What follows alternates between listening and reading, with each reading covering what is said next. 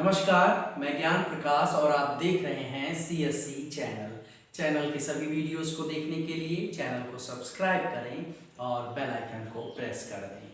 अभी तक हमने देखा कि 1772 में वारेन हेस्टिंग बंगाल का गवर्नर बन के आता है और बंगाल की प्रशासनिक और राजनीतिक अव्यवस्था को व्यवस्थित करता है। लेकिन अभी भी कुछ कार्य बाकी हैं, जैसे बंगाल, बिहार और उड़ीसा की दीवानी तो अंग्रेजों के पास पहले से है, लेकिन अन्य राज्यों के साथ जैसे अवध और मुगल सम्राट के साथ अभी संबंध उतने पूरी तरह से साफ नहीं हुए। उधर मराठों की भी चिंता है, मराठे भी अपने आप को मजबूत करने की फिराक में हैं। दूसरी तरफ हैदराबाद का नवाब जो फ्रांसीसियों की सहायता पाने के लिए बेचैन है, वो भी अंग्रेजों के लिए शत्रु बना हुआ है। रुहेलखंड जो मध्य में है, अवध से सटा हुआ है, वह भी एक बड़ा शत्रु बना हुआ है, लेकिन वह शांत है। उसको भी जब युद्ध में घसीटेंगे वारेन हेस्टिंग तो उनकी निंदा होगी, लेकिन दूरगामी परिणाम बहुत ही अच्छे होंगे, इसलिए वारेन हेस्टिंग उस दोस्त से भी निकल जाएंगे। आइए उनकी इस विदेश नीति की चर्चा करते हैं और कैसे एक एक राज्य को वह अपने घेरे में लेते जाते हैं और ईस्ट इंडिया कंपनी को मजबूत करते जाते हैं। आज इसी विषय पे हम चर्चा करेंगे। सबसे पहले मुगल सम्राट शाह आलम के विषय में चर्चा होगी। वारेन हेस्टिंग और मुगल सम्राट शाह आलम की जो संधि है वह इस प्रकार है कि 1771 में मराठी मुगल सम्राट को दिल्ली लाकर गद्दी पर बिठाते हैं।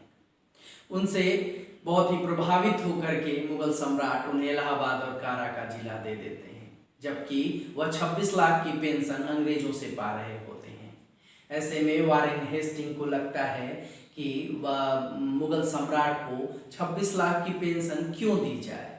इस प्रश्न का उत्तर यही आता है कि यह पूरी तरह से धन व्यर्थ है, इसे रोका जाए। वारेन हेस्टिंग 26 लाख की पेंशन मुगल सम्राट की बंद कर देते हैं। यहीं पे नहीं रुकते हैं, वो इलाहाबाद और कारा के जिले मुगल सम्राट से लेके अवध के नवाब को 50 लाख रुपए में दे देते हैं। मुगल सम्राट अब पूरी तरह से बेबस हैं, वह किसी काम के नहीं रह गए और इधर दूसरी तरफ अवध के नवाब से अब संबंध स्थापित करने के लिए वारेन हेस्टिंग आगे आएंगे। मुगल सम्राट को किनारे करने के बाद अब अवध के नवाब को कैसे लूटेंगे वारेन हेस्टिंग, आइए इस पे चर्चा किया जाए। वारेन हेस्टिंग अवध के नवाब शुजा-उद-दौला से 1773 में बनारस की संधि करते हैं और यह संधि में यह कहा जाता है कि अब अवध में अंग्रेजी सैनिक रहेंगे जो अवध राज्य की रक्षा करेंगे। बहुत अच्छी बात है, लेकिन इस अच्छी बात में एक खराब बात यह भी है कि उसका खर्च अवध के नवाब ही देंगे। यानी सैनिक तो अंग्रेजों के रहेंगे, यानी अब नियंत्रण अंग्रेजों का रहेगा, लेकिन उनका भोजन, उनका पेट भरेंगे अवध के नवाब।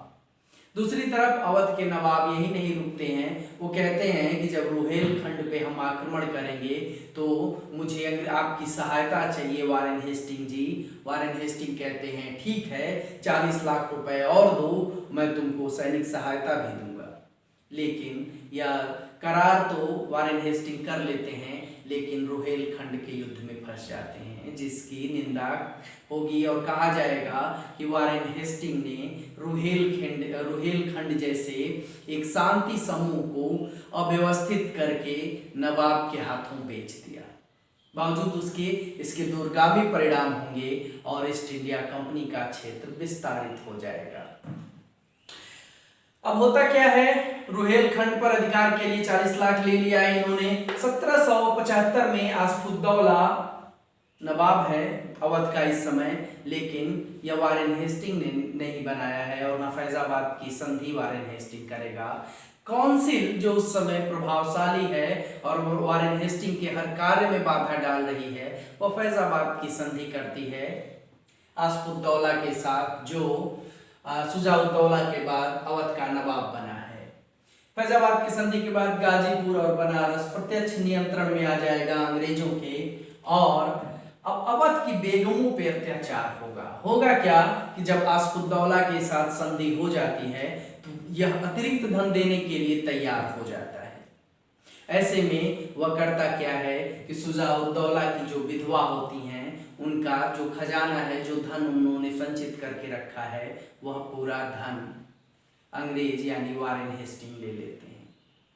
इस पे भी उनकी अभी जो भूख है वो नहीं मिटती है। क्यों? क्योंकि वारेन हेस्टिंग उधर मैसूर और मराठों से युद्ध में लिप्त हैं और वहाँ का खर्च वह पूरी तरह से अवध से ही लेना चाहते हैं। ऐसे में अवध के रेजिडेंट की मदद से नवाब असफुद्दौला अवध के बेगमों पर अत्याचार करता है और उनसे धन उगाही करता है।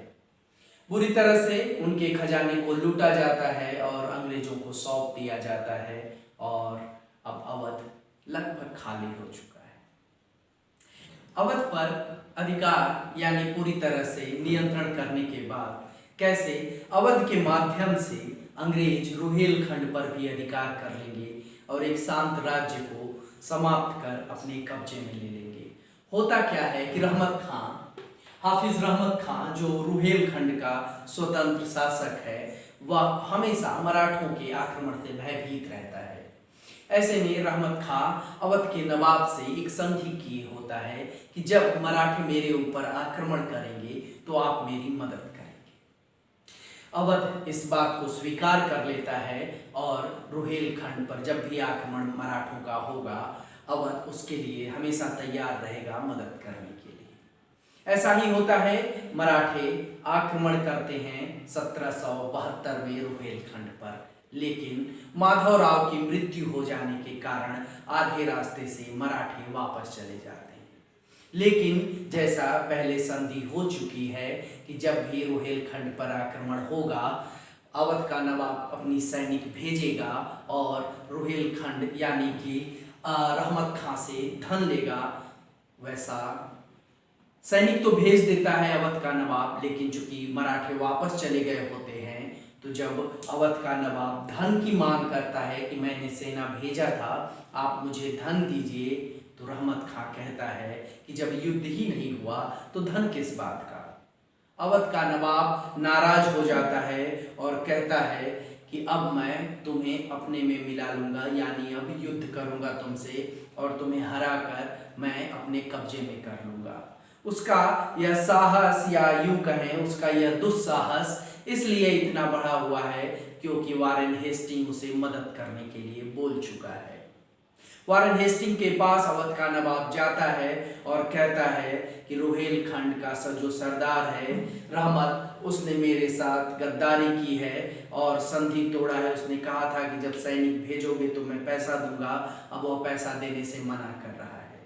वारेन हेस्टिंग अपनी सेना भेजता है, अवध का नवाब जाता है और 1774 में रुहेलखंड पर आक्रमण करता है। रहमत खां मारा जाता है। 20,000 रुहेलखंड से लोग अफगान चले जाते हैं और पूरा क्षेत्र अंग्रेजों के कब्जे में आ जाता है। बर्क इसके बारे में कहते हैं कि वारेन हेस्टिंग ने एक शांत समुदाय को तितर बितर कर दिया सिर्फ अपने लाभ के लिए।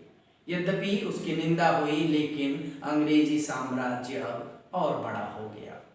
मराठे जो अभी तक उत्तर भारत में युद्ध करने की सोचते थे, अब वो भी पीछे हट चुके हैं, क्योंकि रुहेलखंड पर तो वो आक्रमण कर सकते हैं लेकिन अवध पर नहीं, क्योंकि वारेन हेस्टिंग अब बहुत ही मजबूत हो चुका है। अब हम देखेंगे कि कैसे बनारस के राजा को वारेन हेस्टिंग प्रताड़ित करता है, या यूं कहें कि शोषण करता है, लेकिन इस शोषण को भी जायज ठहरा दिया जाएगा ब्रिटिश ईस्ट इंडिया कंपनी के द्वारा। आइए देखते हैं बनारस के साथ वारेन हेस्टिंग के संबंध। बनारस जो पहले अवध का अंग था, 1775 में फैजाबाद की संधि के बाद पूरी तरह से अंग्रेजों के नियंत्रण में आ गया और वहां के राजा चेत सिंह अंग्रेजों के साथ यह संधि करते हैं कि वह प्रतिवर्ष 22.5 लाख रुपए अंग्रेजों को देंगे।